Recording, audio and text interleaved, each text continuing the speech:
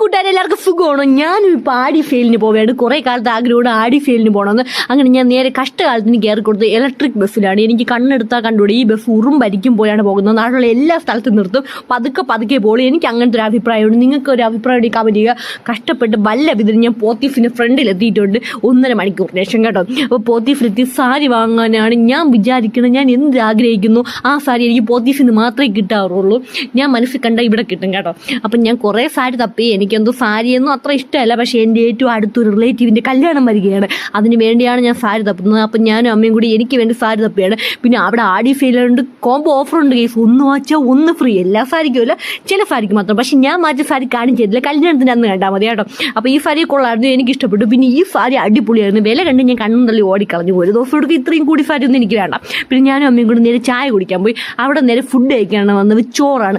പോത്തീഫിൽ പോയാൽ ഞാൻ ഇവിടെ നിന്ന് മാത്രമേ ചോറ് കഴിക്കാറുള്ളൂ. എനിക്കെന്ത് ഇവിടുത്തെ ചോറേ തൊണ്ടയിൽ കൂടെ ഇറങ്ങുള്ളൂ.